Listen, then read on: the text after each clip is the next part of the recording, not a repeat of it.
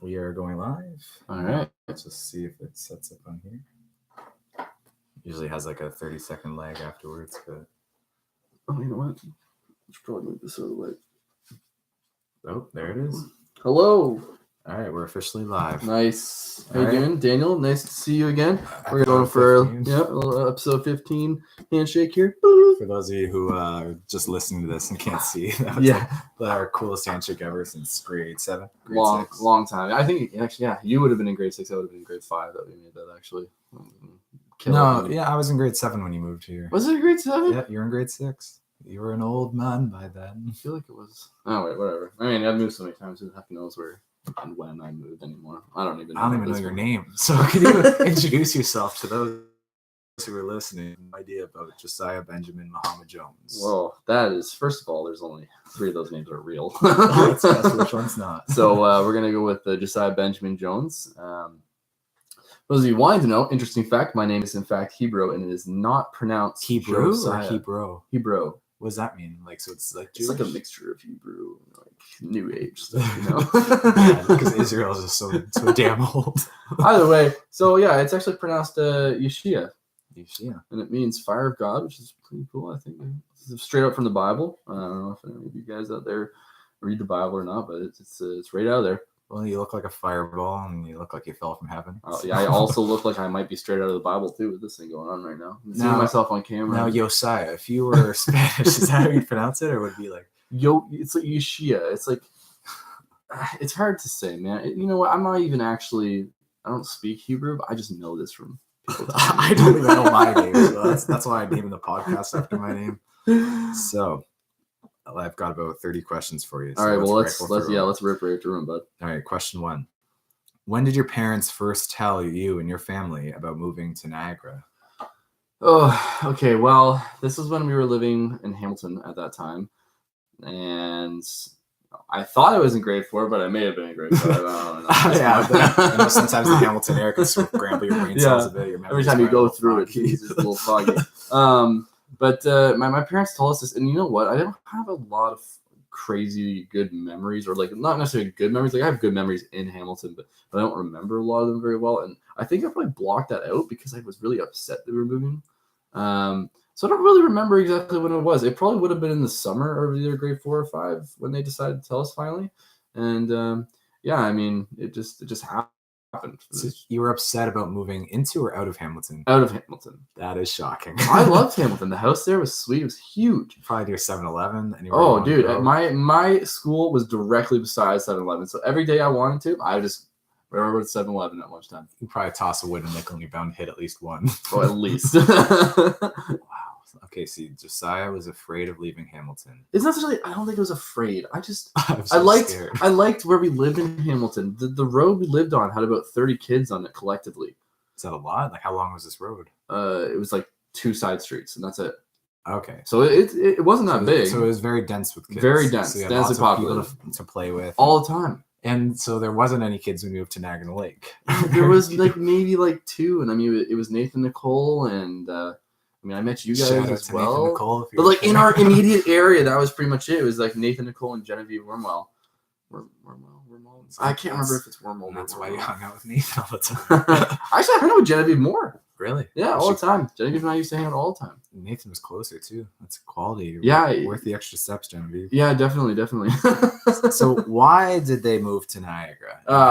Okay, was it that you guys had some debts to pay off to some of the Hamilton mobsters? They're like, we just got to get out of here. If it was, my dad never told me. But he's like, Dad, why are we changing all our names? Our last name was Smith for the longest time, I swear. But one day it wasn't. And now we live here. Was it that like he had to leave Hamilton, or he had to go to Niagara? Or what? I think it was more just opportunity. It wasn't he didn't have to leave. We didn't have to go. It was more an opportunity arose with John Hawley, which is the developer, the owner and developer of Garrison Village. Well, the new area of Garrison Village, at least. The village is what they're calling it. And yeah, so we have known John Hawley and his family for a long time, and so how did you meet their family? Was it just always been family friends? I honestly have no idea. My parents knew them before I even understood who they were. And like I honestly didn't even really know who they were until we moved there. Wow. And I was like, all right, next door neighbors. These are next door neighbors. And so the reason was like John had just asked my dad. He had a construction background and had his own company building stuff as well. He asked me, he's like, yeah, like Brookfield's looking for a site supervisor for that area, and I think it'd be a great match, and like we could help you guys out moving down here because of course, like we're living in Hamilton. Those houses are only like $200,000. The ones over in Niagara are a lot more than that. Yeah, probably like 3 times the value at that point. Exactly. So it just worked out. And yeah, that's just how it happened. Like it was just a random thing, and my dad was just like, "Yep, this is where I feel like God's taking me, and this is a great opportunity. So that's where we're gonna go." What was he doing in Hamilton or around Hamilton when he lived there? I think while we were living in Hamilton, majority of it was just his business, CJ Jones Fine Building, okay. Yeah. And then also a little bit of doing 24/7 prayer, which he was the leader for Canada in. Okay, like as a pastor, right? Yeah, well, not necessarily as a pastor in that sense, because he was part of 24/7 prayer, which is a very, very large Christian group. Shout out to 24/7 prayer. 24/7 prayer. Shout out to CJ Jones Fine Builds. They built my deck. Yeah, they did actually. Now, if you guys want, it's not longer CJ Jones Fine Building. It's now just the backyard. Yeah, absolutely. The one and only backyard. Shameless shout out right now. Shameless. So yeah, I mean, like.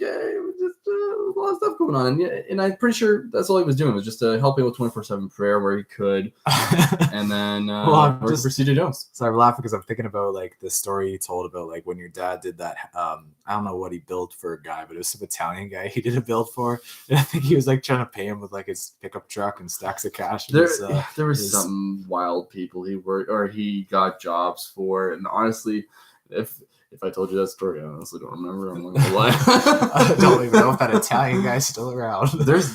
There's been a lot of people he's worked for. That's obviously exclusively Italians. Exclusively Italians, because they're always needing work done. Yeah. I can make it a pizza, but I can't make it a house. Chris Jones come out. Hey, Chris Jones is there, man. He's there. He's there. He's ready. For those who don't know, I'm half Italian, which is why I'm ripping hard on Italians. Yeah.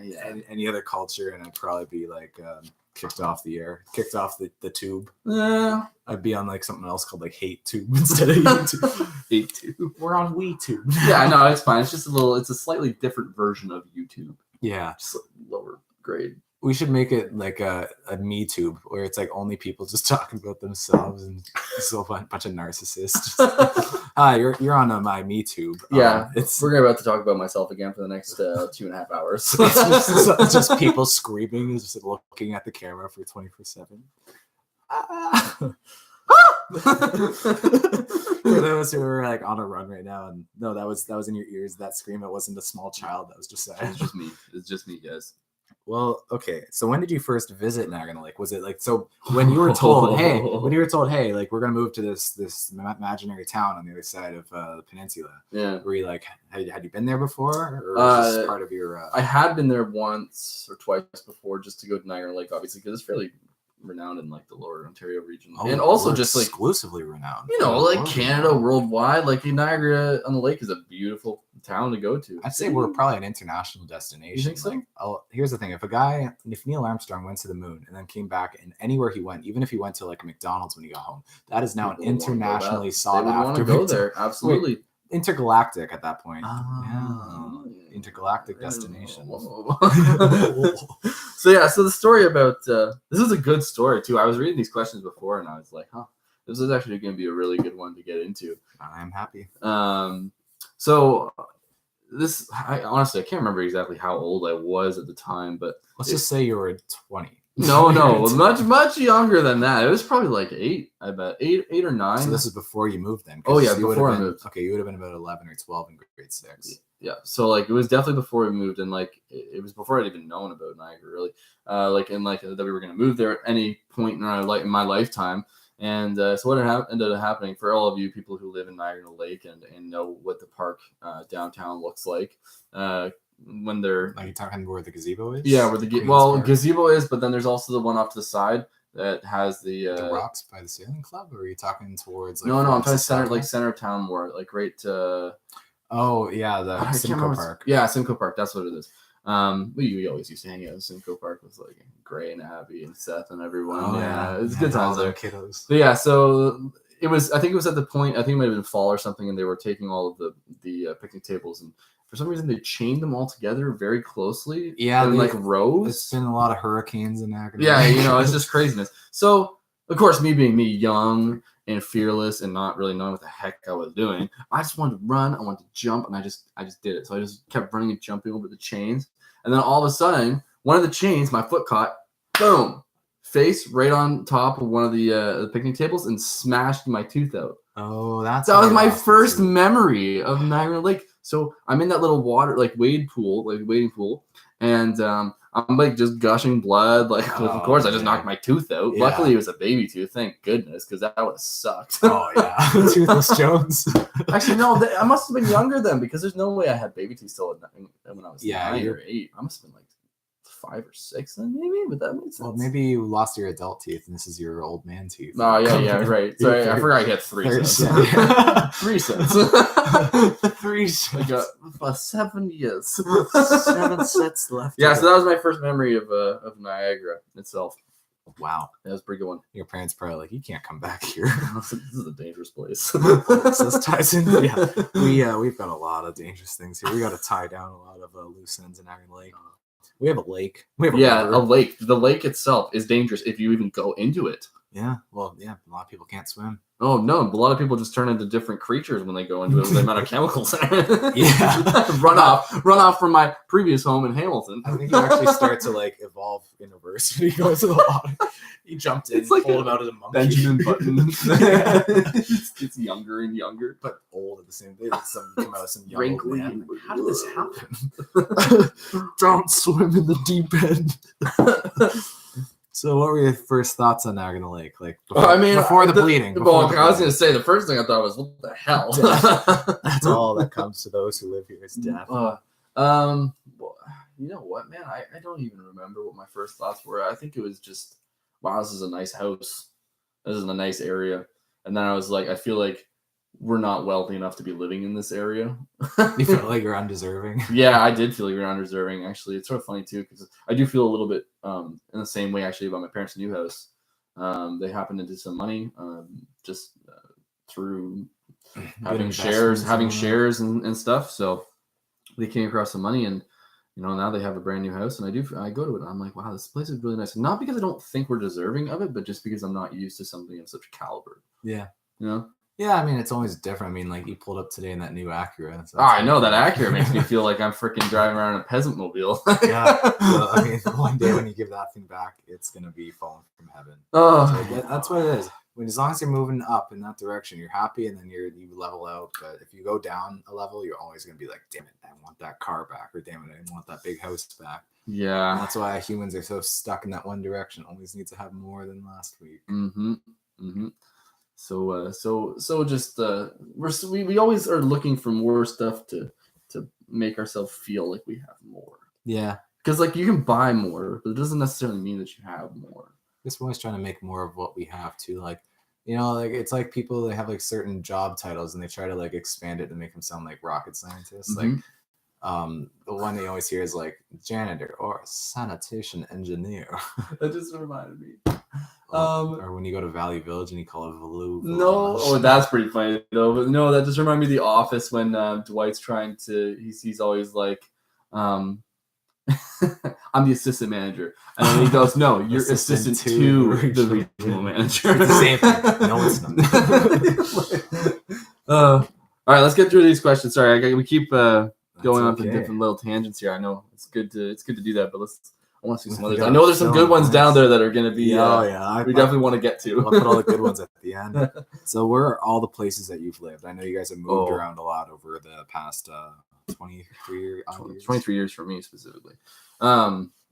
It's a hard question to answer because a lot of the times I was so young that I don't really remember it. But I know for a fact that before I actually moved out of my parents' house.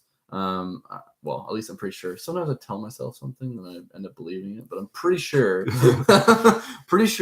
when I moved out of my parents' house, we had moved 10 times in total. Wow. Could I name all those places? No. Yeah, I was drunk half the time. Where are we? There was a lot of times when I was younger when we moved like every year or every 2 years or so. And of course, I don't really remember it totally. I remember little snippets of stuff. What's the first place you remember? Because I mean, like going in reverse, like so you've got well, you're currently living in Thorold. Mm-hmm. And I lived in Thorold again. Or no, I lived in St. Catharines. Now I live back in Thorold. Gonzales to Macbeth. Macbeth Drive? Macbeth Boulevard? Macbeth I don't Boulevard. know. Something Macbeth and then good old Thorold. So yeah, you lived in I've lived in 3 places so far just in the last 2 years. Right, because the first place was when you're living with all those students. Yeah, which is in Thorold on Gonzales. And then you were gone to Sketchy Tim's house. Yeah, Sketchy Tim. We'll get to Sketchy Tim. There's a couple of things. There's not just Sketchy Tim. There's another character as well to add to that mix. Oh yeah, yeah. I've got the story about your bike that we'll get to. Yeah, we'll just add in that. Whoever was living in that house ended up loving heroin for some reason. Yeah, so we've got a whole other twist to this. Yeah, there's a lot to that story, I think. So, okay, and then there was, so 3 places in total in Niagara. Before then, you were in Campbellville, which is just outside of Milton, which is just outside of Toronto, which is in Canada somewhere, for those who don't know. Exactly. And then before that was Hamilton. Before that was Rockwood. Before that was, I think... Alabama. Before that, I think it was Mississauga. Before that, I'm pretty sure it was Niagara Falls. Really, you guys were in the Falls? Before that was Campbellville again. Jeez. And then before that, see, this is the thing. Like, I know so many places, but it's hard to remember exactly all of them because, yeah, you know what? Like, some people say, like, "Oh, I moved this many times," and then they say, "Yeah, but I actually just moved like 3 streets away." Yeah. So I don't really consider that moving. Like, even here, I do say I moved 3 times here, but like, I can't really say I moved 3 times. It took me like, I don't know, 5 minutes in a U-Haul truck, not even to get to my new place. It's settled in the same area, so like it's not as significant of a story. Yeah, I mean, but at the same time, I still had to pack up a 10-foot U-Haul truck and move all my crap, so it still felt like a move. How much crap do you have? I know you got a bit of like furniture and stuff. Oh my gosh. Okay, I've somehow amassed like 4 couches, a single bed, a double bed, 2 cars that don't run, one that does. The drive, like I get why I push it. Run. I can push it. Does it lock at least? Don't push me. Like I've got, I don't even know, man. I've got so much stuff. Like I've got a mirror that's like as tall as I am for some reason. I think my aunt gave it to me, and I liked it at first, and I used it as like a back, like to my bed because I don't have a frame for it, and I thought it was cool. And then like my head would touch it, and it would like show some grease sometimes. I'd be like, "Oh, that's disgusting." After a long greasy day, the long greasy day at the shop, I'd lay down in my bed, and my head would accidentally touch, and just be like, "Oh, that's disgusting." Slurp on the side. Oh, that's delicious. Yeah, not the greatest. Which place are you the most ashamed of living at? Oh my God. We all know the answer to this one, guys. Well, for those of you that know me, at least, no one knows Rockwood. No, you know what? Rockwood was awesome. No, that's what I'm saying. They got the whistle stop there. They got the best breakfast. Kevin, so good. That Chinese guy that Kevin runs still it. knows us. Oh yeah, he still remembers us. Still cooking you brekkie. You never forget someone you made breakfast. You know, I feel bad about this, but that was the first time I ever got caught stealing something from somewhere. Oh, what'd Kevin say? No, my mom made me take it back. Oh, okay. And tell him that I did. And to this day, I still feel like Kevin hates me for it. Probably say, "Oh, it's that little thief." Sorry, Kevin, if you're watching. You saw the guy sitting at home like, "Oh, damn it, I knew it." Last time I cooked bacon for that greedy boy. So which one are you the most ashamed of? It was the one I'm most ashamed of recently is going to be Macbeth Boulevard. Really? So we're currently living? No. Oh, sorry. Wait. Second one. The one before. That's where Sketchy Tim lived. This is where Sketchy Tim was on Macbeth? Yeah. Okay. This new one is Monroe. Right, Monroe. Yeah, that's why Monroe and Macbeth very similar. Like, yeah. Macbeth, isn't that the word you're not supposed to say when you're like in a play? In the play, you're not supposed to say it if you're watching it because it supposedly is like really bad luck and you get struck by lightning or something. I don't know if that's actually true. Anybody who's been struck by lightning in a Macbeth play for saying it, just shout it out in the comments section. Yeah, let us know in the comments section. Oh man! All right, yeah, we're just warming up the crowd for the Macbeth story. Oh boy, you'll get there. Yep. So was it a difficult transition to Niagara-on-the-Lake? Because I want to make this very Notl focused for all. Notlers.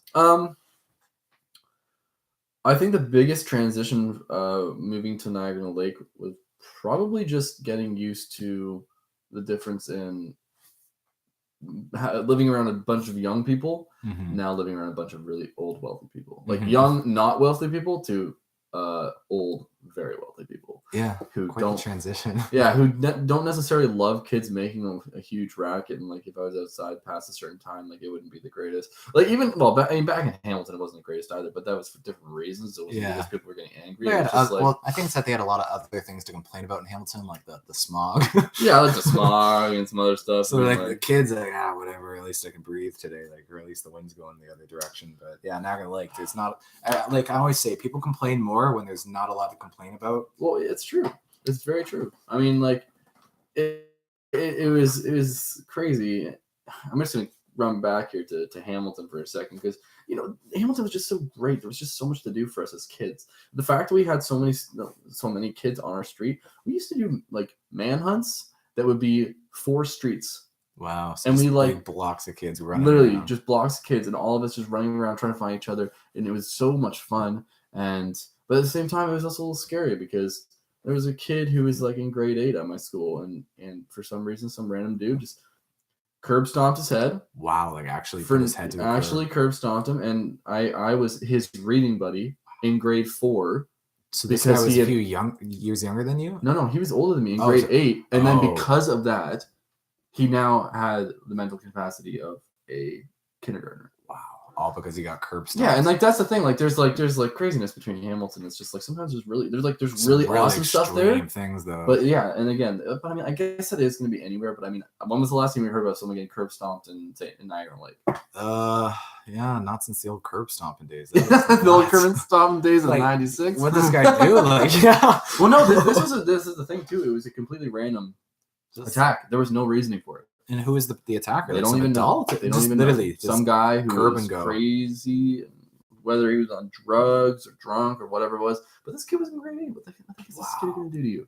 Yeah, like what happens though is like some people in there in grade 8, they think they're invincible. Their parents never hit them, so they go out there and they spit on people and stuff. And then like the first person to fuck with them, it happens to be like someone you don't want to fuck with. And then yeah, it's very true. I know. And then there's a lot of stuff like that. But yeah, I think that, again, coming back to the question, biggest transition for me was definitely just getting used to the wealth.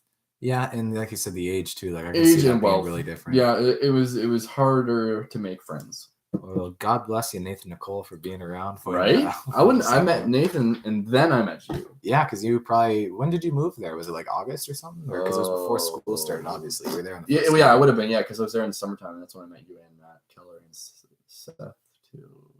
Well, no, you didn't meet me until school started. Was it still school? Yeah. I thought I met you through Nathan at the same time. Well, I definitely met Matt first, and I definitely met Seth, and they both thought I was black when they heard my name. I don't really understand it. Josiah's not even a black name. Well, it's hard to say it's a black name. They're like, you could have a white guy named Dan or a black guy, a Chinese guy. It could be a Chinese girl named Dan. Could be a Chinese girl. Could be a black Dan from Pakistan or Afghanistan. His name could be Stan. Could drive a van. Could have left the Ku Klux Klan. Could have, I don't know what else. Been in a band. I don't know. Oh yeah, lots of options here. It really is. Take your choice. Yeah, keep going. Recently, actually, I went on Facebook and I added a few other Dan Turners because I read this thing that said that one of the things that'll make people like you, and like one of the stupidest things, is having a common. Well, okay, so they said the second biggest thing that'll bond people together is having a common struggle. So it's like, people in prison will still have a certain code of conduct that they follow between each other for the most part, and it's this common struggle that like gives them this brotherhood, this like togetherness, right? And anyone that's like part of like a same minority group that gets discriminated the same way, you stick up for each other. It's the same way that like, I don't know, all the interns stick up for each other at work. Like we're all the newbies. True. Yeah. And but they said the number one thing that helps people bond together is having a common name. Wow. So yeah. Do you ever see that? Like if you ever meet another Josiah, have you ever like, oh, like this is so funny, especially you, such a rare name. I'm gonna tell you something right now. This is something that happened recently. It's an unfortunate circumstance in how we met. Hated this Josiah? No, I liked him, but the way we met was bad because it was at my cousin's funeral. But this is like a month ago now or so. And it was so random. But this guy and his wife lived with my cousin and her sister and her sister's husband and their kids in the same condo out in. This is out east, right? Out east, yeah. And it was crazy. So so he went up and he was talking at the funeral. I was like, he introduced himself. Like, that's Josiah. Like, is that what he says? Like, It is. caught you off guard the whole time. Did you hear this? They're like, yeah, we already know. I'm like, well, I didn't know. You didn't let me know. Like, me and this guy have so much in common now. So as soon as the funeral was over, yeah, you didn't interrupt. Yeah, obviously not. Yeah. Hey, by the way, what's your name again? So after it was all finished up and it was just like the celebration of life, I like searched him out and found him. I was like, hey, I just want to introduce myself because we have the same name. Really? Is he excited? Yeah, but he already knew about me too. Wow. I was like, what the heck? This is funny. It is funny. I think all Josiahs have a sense for each other. Yeah, well, it was actually because that would have been funnier, but it was actually because my parents, my sisters had actually gone out east to see her my cousin before she passed away, and so they had met them. Okay, so they spilled the beans about your name. Yes, and also it's because my cousin, her sister, my other cousin, and her sister's husband, they have known me for a long time. So they knew me when I was younger, and they called me Jaya, which is a very personal thing for me. Jaya is a very personal nickname. Yeah. It's like it's usually only very close friends or family and significant other. Exactly. But like even you don't call me Jaya, hey, which Jaya. is Come here, honey. But yeah, I was like, well, they told me, they're like, yeah, we feel really bad because we've been using your nickname with him. I was like, what? Oh, so they're using Jaya with him. I was like, I didn't want to be offended. I didn't want to be offended, but I was offended. Like, I don't know this Jaya. Yeah, this isn't me. This is family thing. You can't just call somebody else this willy-nilly. Well, people call you Benziah from the whole name swap. Oh, yeah, that's the old name swapper of 2015, we used to call it. Yeah, that was whatever it was. I think it might have been 2016, probably. 2017. No, it would have been 2016. You're right. Back when Josiah used to go by his middle name Benjamin, and then no one was really buying onto it. Everyone was kind of protesting, like, "No, People were protesting, but it did catch on. Everyone from Guelph calls me Benny still. Yeah. Well, I mean, Seb, what does he call you? Seb calls me Benny J. Matt's friends from Guelph, they call me Benners. I think it's because here we already had a Benny J. Well, yeah. Oh yeah, and that was unfortunate too, because when I ended up changing my name, it was right before Ben passed away. Yeah. And I felt so bad because I didn't want people to think that I was changing my name to Ben because that had happened. Yeah, like you're not trying to like fill a void. I wasn't trying to fill a void. I wasn't trying to like, be like, oh, don't worry guys, I can be the Ben. I just I had actually wanted my name to be changed. Yeah. And then 2 weeks later, Ben had his accident and it died.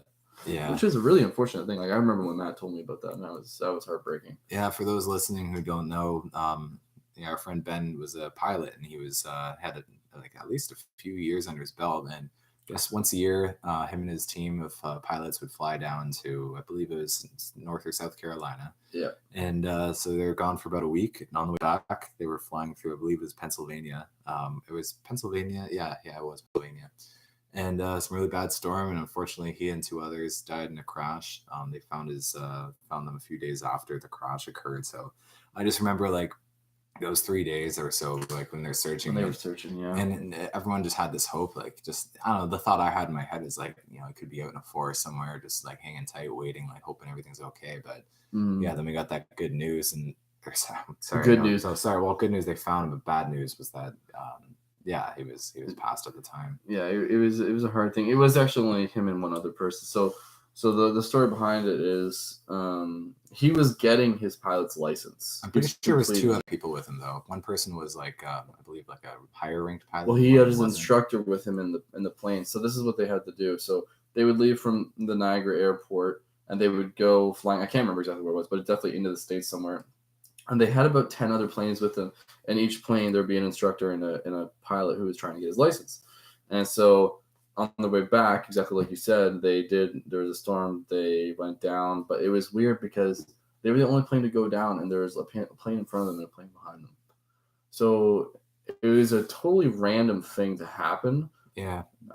I don't know if they ever found, they didn't really publicate exactly what failed on it. And they didn't know for a long time. I don't know if they do know unless they have. I don't know if they have black boxes on planes that are that small, but probably. I don't know. We need a pilot to comment in. Yeah, because somebody comment. Know if you know that. I mean, So a very small amount of people, but That's fine. One of the 5 of them will know. Exactly.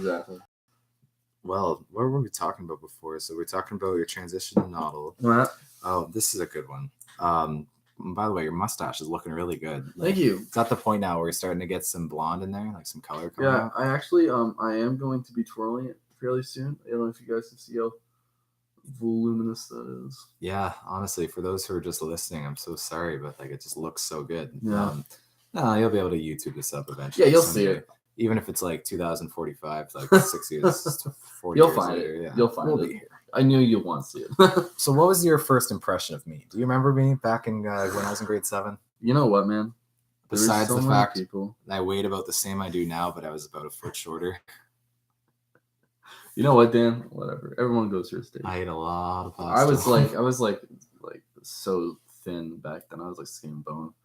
Polar opposites, but I mean, you know what, dude? I just remember. I remember you coming over for the first time and hanging out and be like, "Oh, this guy's pretty cool." And then like mainly most of the time when we were at school, you would be hanging out with Caleb because you were obviously a grade older. Yeah, And I was friends with you before I was friends with Caleb because like I really wasn't friends with Caleb until grade 8. But it just blossomed so much more with Caleb. So like when we first started hanging out, I feel like it was more just like pretty surface level. It was surface level, and it was just like at recess, playing Red Butt or doing whatever. Like for those who don't know Red Butt, they're gonna be thinking this is a weird ass, some weird porno thing. Pants were on the entire time. Yeah, there was no ass slap of any sort. I mean, other than a ball hitting your ass. Sometimes, yeah, when you throw it at you at the wall. Yeah, that was what Red Butt was. It was trying to hit somebody with a ball. The teachers did not like that game. Oh man, they wanted to kick our butts. Oh, they did not like that game at all. I remember being put on the wall a couple times just because of that game.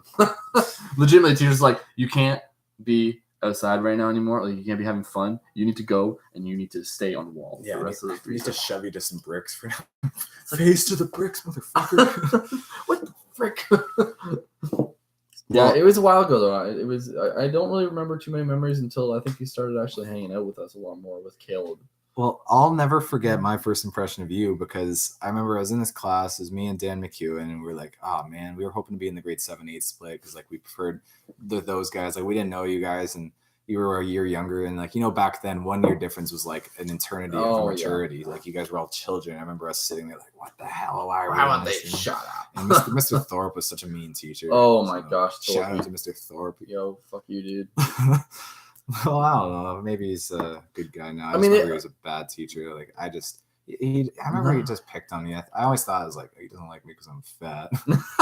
Damn, that's so terrible. Well, no, I had that thought. Like seriously, I remember like my grades dropped like crazy that year. I was just like so sad in that class. I think everyone's grades dropped in that. Yeah, and like there was times where like I remember we'd just be freaking out because he wouldn't let us out for recess, would make us all louder and like always like it'd be like, we're not going out until everyone's quiet. And then like one person would like shout like, "Come on!"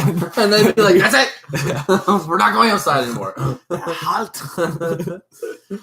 yeah, I remember we're going around the classroom, like everyone was introducing themselves and like say like one interesting thing about you kind of thing. And I remember you're like, "Hi, my name is Josiah." And I was in a movie once. And like I remember like talking to Dan McKeon, I was like, "Oh, now we got this Big Shot to listen to." I remember literally saying Big Shot. You had your pink hair, your blonde hair, like your bleached orange hair at that point. Yeah, I was orange. And yeah, I just remember, fuck, now this guy is gonna be gloating all year round about being a big movie star. But yeah, no, it was your dad's my dad's movie. Yeah. Which, for those of you who don't know, my dad did shoot a movie. A lot of people don't actually know this. My dad did shoot a movie with his friend, Todd. And they've been friends for a really long time. But it's a Christian movie. It's called The Storm, not to be... And it's about the second coming of Jesus? It is about the second coming of Jesus. Well, God, mainly. God coming to earth. And I was in it for a short stint. So was my brothers and sisters. But, boy, do I remember that happening, because...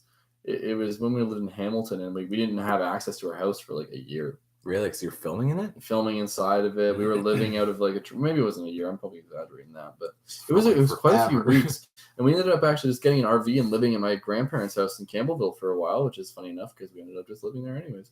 Can't leave Seaville. We can't leave Seaville. I was born and raised in Seaville, and then we left, and then I came back and then we left, and then I came back and lived there for another 7 years. Grandpa's just sitting there on like a rocking chair. He'll be back. I don't even know if he'd ever sit in a rocking chair, to be honest. Yeah. He's probably walking around, dude, so I'm getting ready for the Camino. Yeah, Ian Jones getting ready for his big pilgrimage again. Okay, well, did you have any jobs when you were in Notl? I was trying to think back. Like, me and your brother had so many jobs between Alfredo's, Valley Mart, worked at McDonald's. Your brother, Alfredo's, boy. Yeah. That was a long time ago. Did you ever have a part-time job back then or no? I did. It was a small part-time job. I worked for Brookfield Homes as, I don't even know, the Just like gardener? a student labor? The gardener. Oh, wow. So I took care of all the potted plants that were hanging from the lampposts. So Brookfield had pot plants back in 2008? Pot plants hanging from lampposts so everyone could enjoy the buds. 10 years ahead of the game. Good job, Brookfield. Yeah, but I remember, man, I used to have to lug around like 200 feet of hosing. Do you know how Carrying heavy that hose stuff is? all day? Oh, man. Oh, man, the hose get real heavy. Keep that hose off me. No, but they were like super long and it was just super heavy. And carrying that stuff around, and it was like super hot weather too.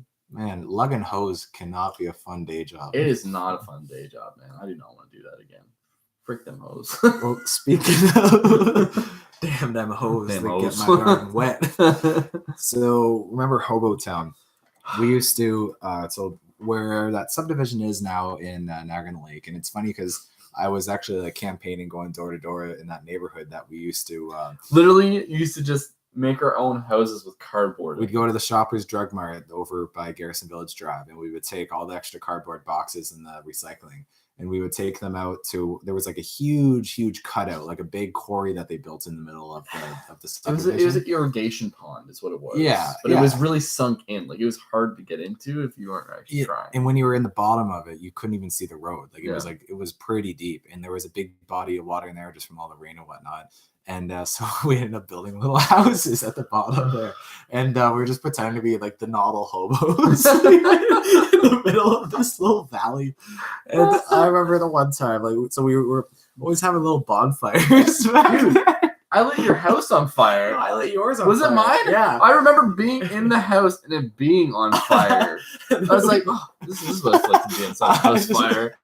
You just lit my house on fire. Well, I remember like we played it. Like it wasn't just like, haha. No, it's just, it was like, yo, you set my house on fire. Yeah, it's like, I remember, yeah, it was on fire, and we kicked it into the water, and like your house was burning as it was floating. Yeah, on the part that I remember the most is kicking into the water, because as it was floating along and slightly sinking, it was also still burning.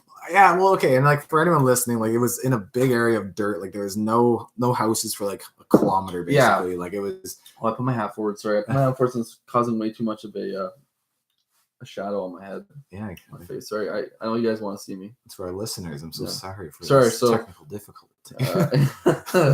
Continue on.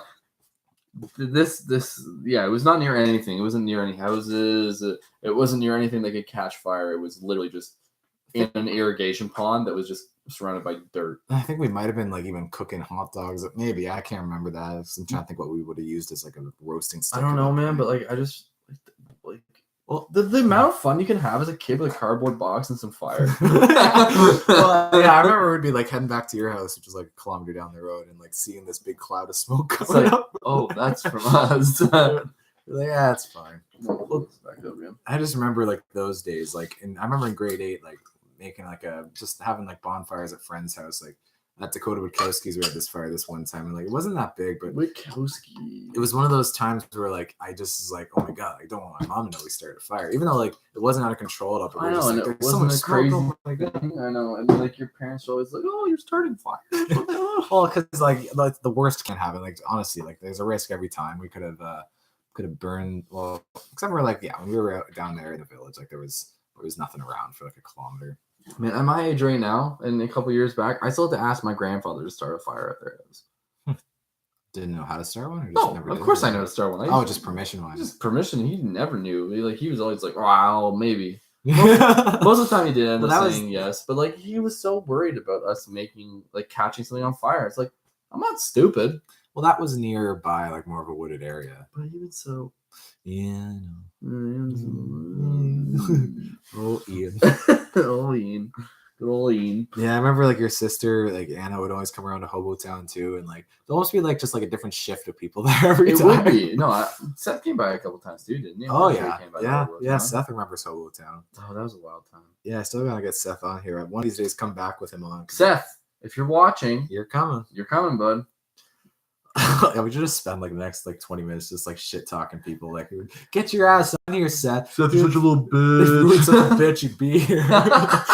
Somebody tag Seth in the comments or something, or post this to his wall and Someone tell him just to fast drag forward him to out of this his point. bed. He's probably playing Call of Duty or whatever the kids play these days. Oh boy, Sethy. Old Sethy boy. I used to pick on that kid so much. Oh, I still do. I didn't mean. Oh, well, maybe Let's I go meant to. kick his ass. Yeah, you know what? Listen, pause it right now. We're gonna go kick Seth's ass. Yeah, we'll leave the live stream on. We'll bring him here. We'll kick his ass on 30 camera. minutes later. So, okay, what was a tougher transition? Moving to Niagara-on-the-Lake or moving out of Niagara-on-the-Lake to Out of Niagara-on-the-Lake for sure. I graduated from elementary school here. I started my first year of high school at Holy Cross here. I had my friend group set up. I had people I knew. I was accepted, by some people at least. This is going to break it down a little bit, but moving to Milton was just shit. It was shit, man. I hate high school. Because you were in the middle of nowhere. You had no internet access. You guys had high-speed internet. But it wasn't even necessarily that. It's just the loss of connections of people. Yeah, and I was so tired already at that point of having to make new friends. Yeah, and having to move and then move again. And you're just like, oh, I'm so done. But exactly. I think that's probably one of the reasons why you're like such the social person you are today. Well, and that's Silver's been talking to that random Kyle. Oh, that Kyle. Some guy comes up to us and he's like, yeah, doesn't Kyle sound like a good name for a baby? And I'm just like, and you're like, actually, no. And he's like, well, my name's Kyle. And there's some, it was fun. Yeah, he wasn't like, I'm going to kick your ass. Yeah, he wasn't mad about it. Show you what a Kyle can do. I brought up that issue or that thing with social media recently where there's stereotyping like people's names. Kyle's always got his flat brimmed hat on, he's drinking his monsters, riding his dirt bikes, and being a little jerk ass. Yeah, and then there's all the ones about people upset with like those Karen, baby boomer Karen, who's like always asks for the manager when she's got the bob cut, and as soon as you see that bob cut, she's asking for the manager. Sir, I need to make sure I didn't get ripped off. Yeah, what does this tax mean? That's HST. Well, I live in a province, not in a Hubert. Wait, what? Oh, Karen. So, although Seth's mom's name is Karen. Karen, shout out to you. She makes great Seths. She does make great Seths. Seth is a great Seth. He's the best Seth ever Seth. He is the only Seth actually I know. Yeah, unless he's like talking famous ones like Rogan. Yeah, we're not talking about them. No. I don't know that. I don't know them personally. We're just gonna keep going. What's the next one? What we got here? How long have you BMXed for, and are you still BMXing? Okay, so that's a very it's not a difficult question. I BMXed for about 10 years, on and off, mainly just because I get lazy or tired from working so much. But recently, my girlfriend did buy me about maybe 2 years ago now. My girlfriend did help me out, and she bought me some new parts for the bike so I could get it back on the road. And I was riding a fair amount again, but not as avidly as I used to. I think it's more because I'm more scared of hurting myself. Yeah, I have to. You have a job, you've got obligations, so exactly. You can't afford to be like on the couch for a few weeks. Exactly, I can't afford to hurt myself and like create more damage to my body that's already pretty destroyed. I'm a wreck. I am a. For those of you who are listening, I'm talking to a piece of wood here. Yeah, like I am a. Oh wow, whoa. Rocky. I am literally wrecked. So yeah, it's been different, and I mean, obviously got my bike stolen about a year ago, and before I left. Or right before I left Macbeth Boulevard by one of the crackheads, they set it up so they knew when I wasn't home, and they went in the back shed that was locked, and they managed to steal my bike. But guys, just good news, I did in fact get it back because 2 to 3 weeks later, driving down the road in my car, and I'm like, see a guy walking with a blue bike, a BMX bike. I'm like, huh, this is a lot like my bike. Go past and I look again. I'm like, whoa, wait a second, that is my bike. So I turn around, I come back, obviously. I pull in front of a driveway in front of it because I'm like, that's my fucking bike. I hop out. First thing I say, that's not your fucking bike, buddy. What do you say back? He's like, oh, I thought this might be stolen because my friend let me borrow it. It just seems like it's just really a nice bike and too nice for him to have. I'm like, yeah, because it's my bike. And then what do you say after that? Man, the guy, he gave it to me and all, and he's like, oh, yeah, sorry, my friend let me borrow it and all this shit. And then he had the freaking audacity to ask you for a ride. To ask me for a freaking ride to his friend's house. And you said no, buddy. Hell no. I was like, yo, man, fuck yourself.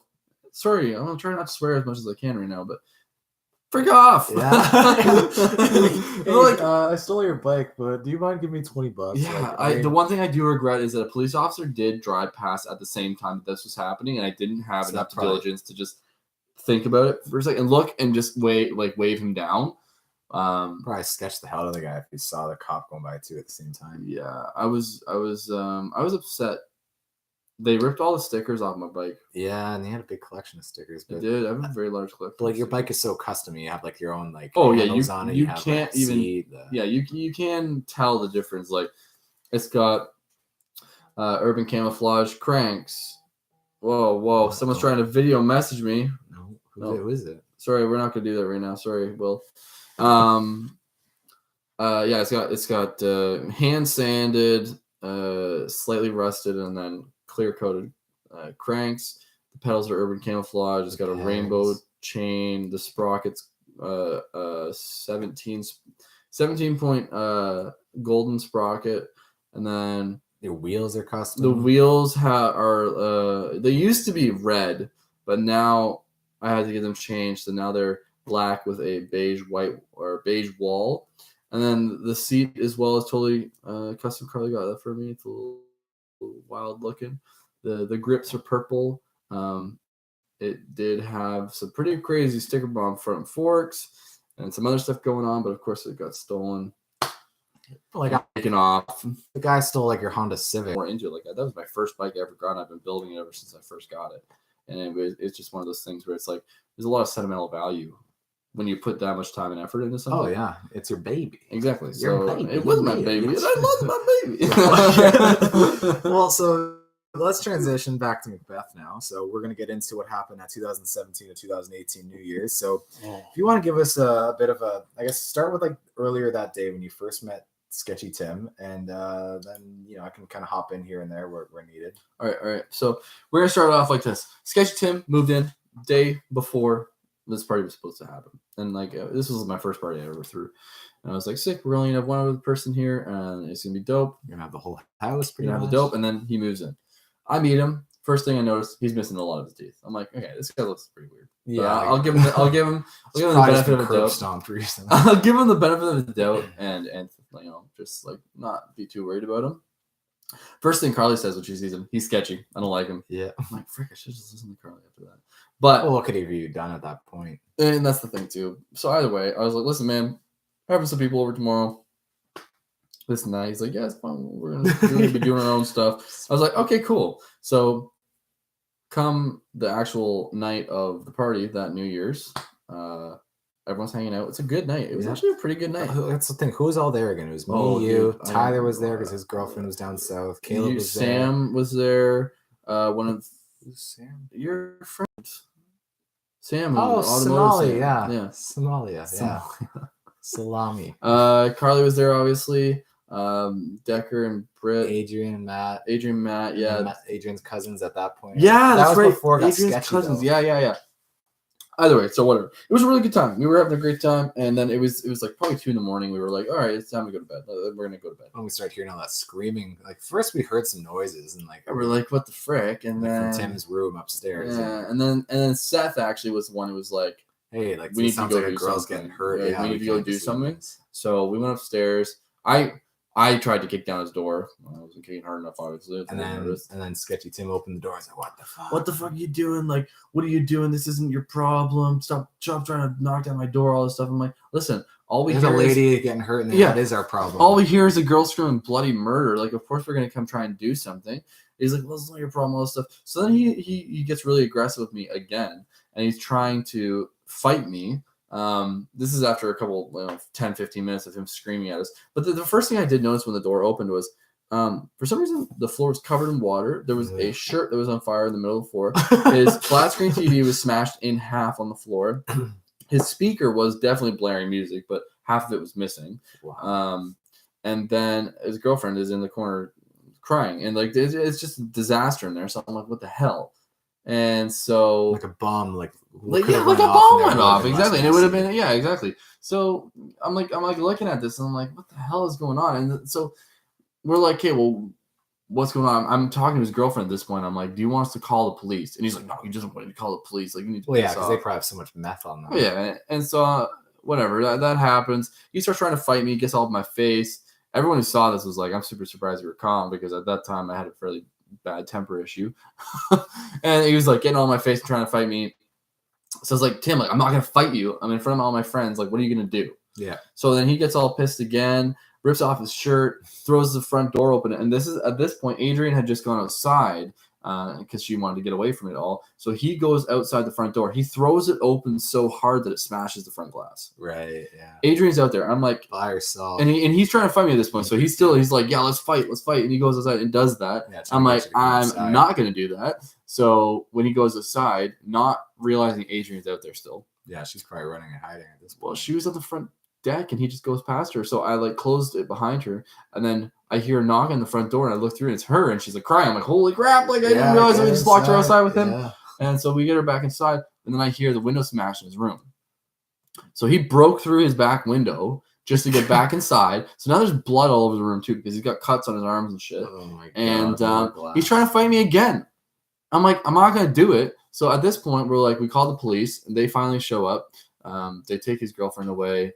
And we all end up going to Adrian Shomwell's parents. Most of us went to Adrian Shomwell's parents for the night, just because I'm like, I don't want any of my friends staying here. Yeah, I don't want anyone being here. So then, come the morning time, everyone comes back. I find a knife in the windowsill in his room. Yeah, and like I like going back to the thought that there was a fire ongoing in his room during half of this fight, and it was his shirt. Seth went in there, was like, "Oh my God, there's a fire!" I had to like go put it out. I remember. Oh my gosh, this guy was crazy. Either way, your landlord was the worst landlord ever. Probably never met this guy. Probably just received an e-transfer of like some crack money. Pretty sure he was on welfare too. Like I'm not gonna bash everyone on welfare, but there's there's definitely some people on welfare that shouldn't be, that are like, you know, dealing hard drugs. I mean, that girl is probably like an addict. He was probably she was like waving crack over her head just to keep her there, keep her happy. Actually, the funny thing is, I should say this too, because when I first met him, I just remembered this. But one of the first things he said to me was, him and his girlfriend were in the driveway, and he's like,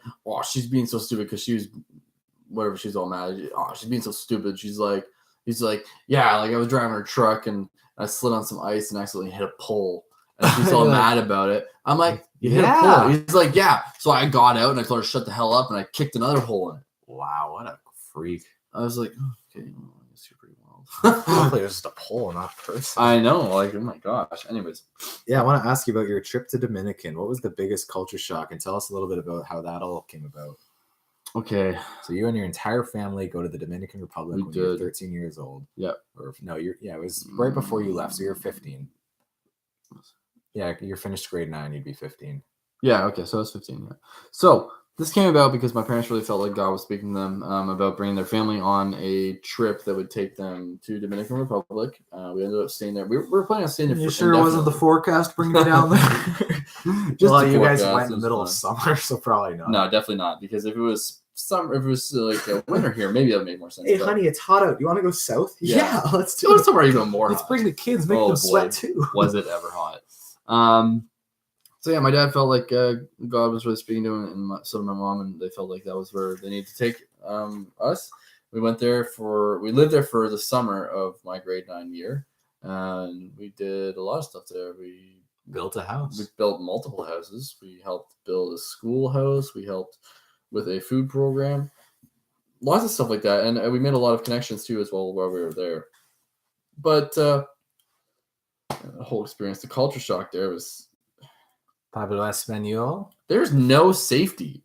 No safety, all Spanish. No, but it's just like you have like just no rules, basically. Like no. Yeah, police. like the police weren't doing anything. There's no speed limits. If you had a car that was missing half of the front end, I just went missing. I'm missing half of the front end. Missing half that sentence.